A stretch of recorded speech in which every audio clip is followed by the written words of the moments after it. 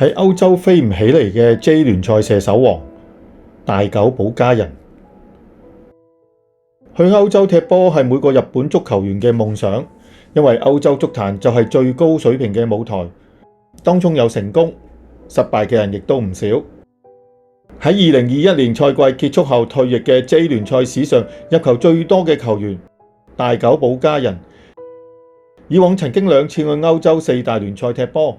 仲攞過聯賽冠軍，但係佢嘅歐洲聯賽經歷實在好難講得係成功。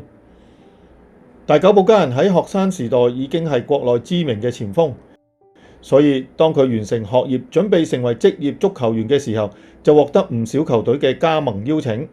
結果佢選擇咗加入大阪櫻花。佢喺櫻花嘅第一個球季就獲得唔少機會，雖然未能協助球隊護級，不過佢選擇同球隊一齊征戰乙組聯賽，而且以18個入球協助櫻花攞到乙組聯賽亞軍，因此成為櫻花球迷嘅寵兒。返到 J1 聯賽之後，大久保嘉人仲獲得代表核心地位嘅10號球衣，喺2個賽季為球隊射入30個聯賽入球，亦都因此獲選日本 U23 隊參與2004年雅典奧運嘅男足項目。雖然日本喺分組賽就出局，不過大久保嘉人喺3場比賽入咗2球，亮眼嘅表現為佢打開第一次旅歐嘅大門。2015年1月，大久保嘉人以借用形式加盟西甲球隊馬略卡，而且獲得當時嘅總教練阿根廷籍嘅古柏好評。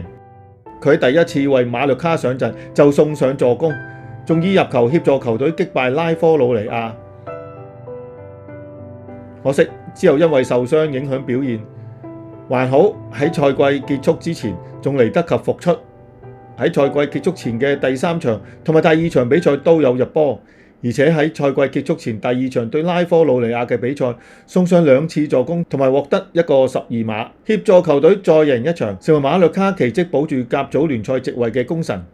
由於表現出色，佢喺2005-06年賽季繼續留效馬略卡，但係就一直冇獲得正選上陣機會。喺下半賽季球隊換咗總教練之後，更加被投閒置散，所以就算有26次上陣機會，亦都只係入咗2球。結果因此落選咗2006年世界盃決賽周日本隊嘅大軍名單，而佢亦都決定離開馬略卡，返回櫻花。於是喺2006年夏天返到櫻花，但係就未能協助球隊護級。呢次佢就冇隨隊踢乙組聯賽，而係轉投另一支關西球隊神戶勝利船，喺球隊2個賽季入咗25球。於是佢都吸引咗德國籍教練馬加夫嘅注意，而且喺2009年1月將佢帶到德甲球隊和夫斯堡。但係大久保嘉人根本無法適應德甲嘅比賽方式，而且因為一次倒掛射門嘅風波激嬲咗馬加夫，所以佢只係有9次上陣機會，冇入波。雖然佢同另一名日本球員長谷部誠喺呢個賽季成為史上前2位攞到德甲冠軍嘅日本人，但係大久保嘉人基本上冇作出過乜嘢貢獻，或者係喺德國嘅經歷令到佢心灰意冷，所以攞到德甲冠軍獎牌之後，佢就決定返到神戶勝利船。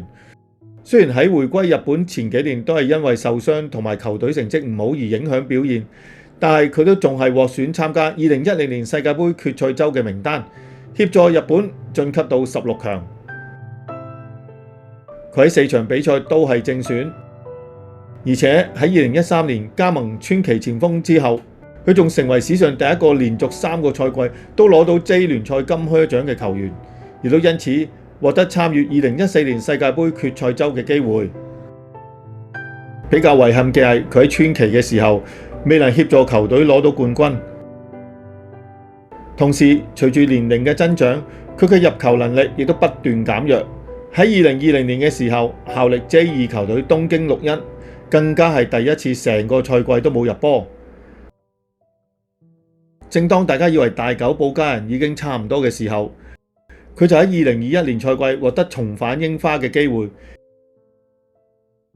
而且仲喺38歲嘅時候46球，將個人累計 J1 聯賽入球數字推到191球，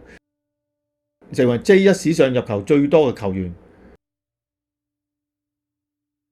但係傷患同年齡問題都令佢唔能夠再走落去，於是喺2021年賽季結束之後就正式結束球員生涯，